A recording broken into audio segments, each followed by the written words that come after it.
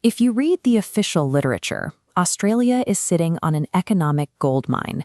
The consensus is that with our abundance of sun and wind, we are perfectly positioned to become a renewable energy superpower.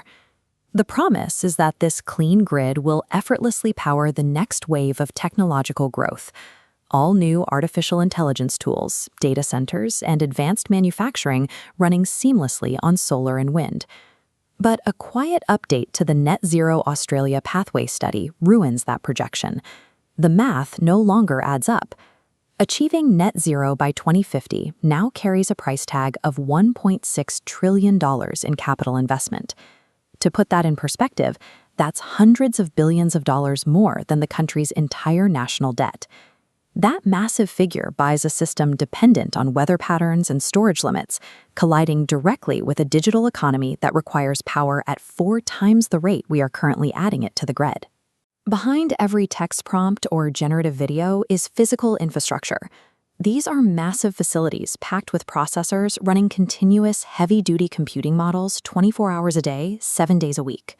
Global data center demand is projected to hit 945 terawatt-hours by 2030, more electricity than Japan consumes in an entire year.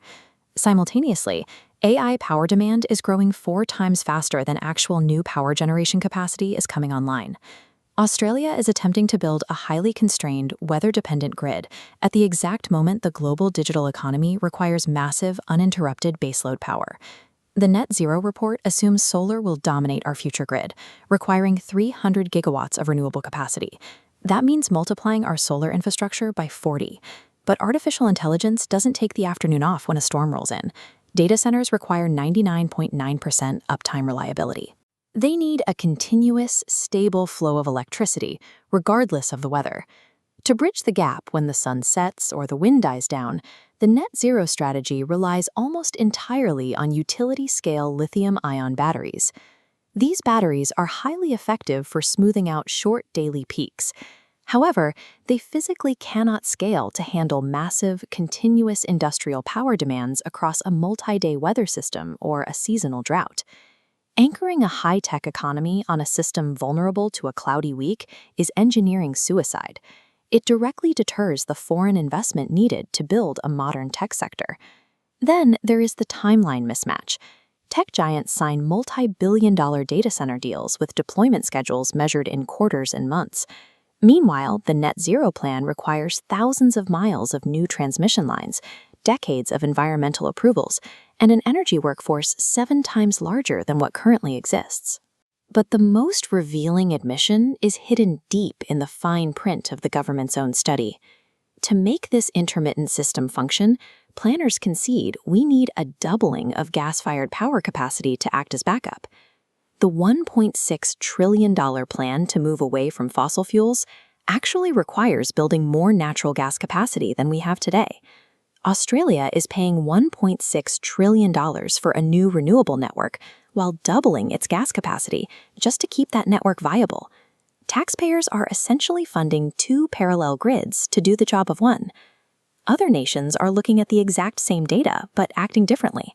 As Australia debates carbon accounting, competitors are rushing to capture the AI market.